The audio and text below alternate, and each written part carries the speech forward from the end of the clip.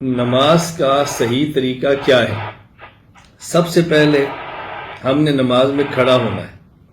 کھڑے ہوتے وقت ہم نے پاؤں کے درمیان فاصلہ کتنا رکھنا ہے؟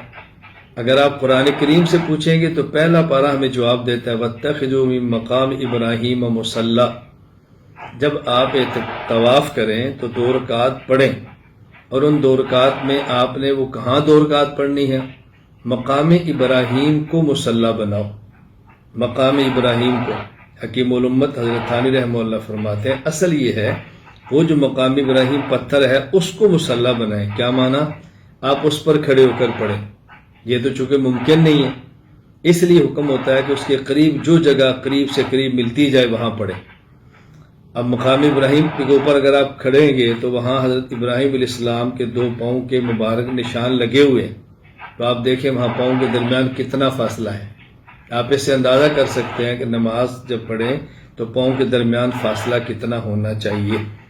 اس کے لیے ضروری ہے کہ آدمی اپنے جسم کو، جسامت کو، جسم کے حجم کو دیکھ کر فیصلہ کرے، نہ تو اتنا ملائے کہ پاؤں کے ساتھ پاؤں مل جائیں اپنے، نہ اتنا وسیع کرے کہ آدمی کو دقت پیش آئے۔ معمول کے مطابق آدمی اپنے پاؤں کو رکھے، پھر انگلیاں قبلہ رخ رکھے، تاکہ نماز پڑھتے وقت ہمیں حکم ہے کہ ہم اپنا رخ قبلہ کی طرف کریں، صرف چہرہ نہیں، پورا رخ۔ رخ کا معنی یہ ہوتا ہے کہ جسم کے تمام اعضاء کا رخ قبلہ کی طرف ہو، لہٰذا نماز پڑھتے وقت پاؤں کو اس طرح نہ کھولیں کہ پنجے دائیں اور بائیں مڑے ہوں، بلکہ سیدھے قبلہ رخ، اس کا اہتمام کریں۔ پھر جب ہم نے کھڑا ہونا ہے تو اپنی نگاہ کو وہاں رکھیں جہاں سجدہ کرنا ہے، اور ہماری نگاہ وہاں پڑنی ہے، اس کا بھی خیال کریں۔ جب ہاتھ اٹھانے ہیں تو اس کا اہتمام کریں مردوں کے لیے کہ ہاتھ اٹھاتے وقت اس حیت کا خیال کریں آپ کے انگوٹھے یہ کان کی لو کے برابر آ جائیں، یہ ہتھیلی آپ کی کندھے کے برابر آ جائیں، انگلیاں بالکل آپ کی سیدھی ہوں، اور یوں سیدھا کر کے آدمی اپنے ہاتھوں کو باندھے۔ اپنا دایاں ہاتھ اپنے بائیں ہاتھ کے اوپر یوں رکھیں کہ دائیں ہاتھ کی ہتھیلی بائیں ہاتھ کی ہتھیلی کی پشت پر آ جائے۔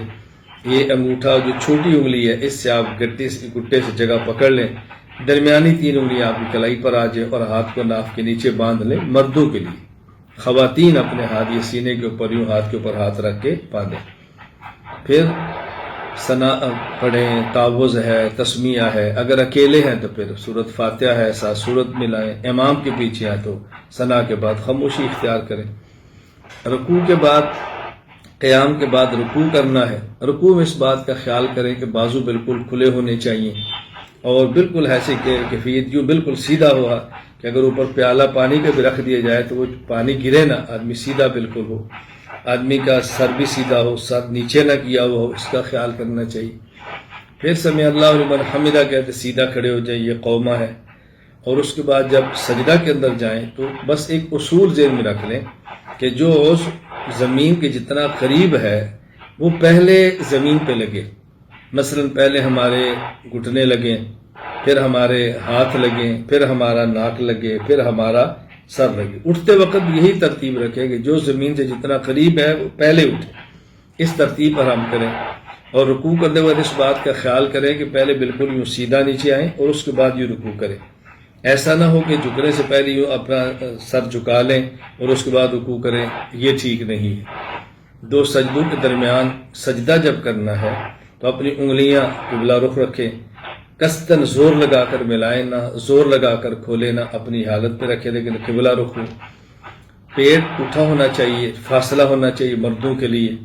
خواتین کا معاملہ الگ ہے، وہ کبھی اپنے موقع پر بات کر لیں گے۔ مرد یوں پیٹ کے اور زمین کے درمیان فاصلہ رکھے۔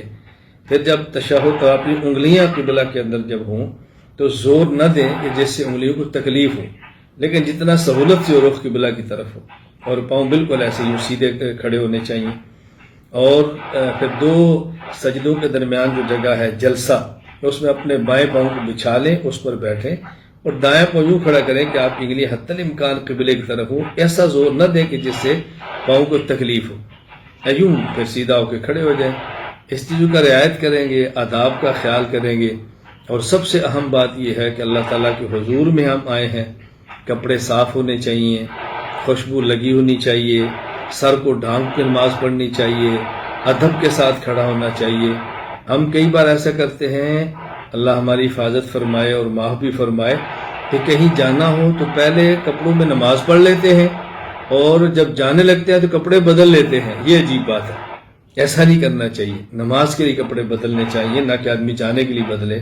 بل اس طرح اہتمام کریں اور رعایت کریں، اپنے سوچ اور فکر کو اس کے اندر رکھیں. جو پڑھتے ہیں اس پر معنی پر غور کریں کہ ہم کیا پڑھ رہے ہیں، تو انشاءاللہ نماز کے اندر توجہ بھی رہے گی، نماز کے اندر دھیان بھی رہے گا، اور انشاءاللہ خشوع و خضوع کے ساتھ نماز ادا ہوگی.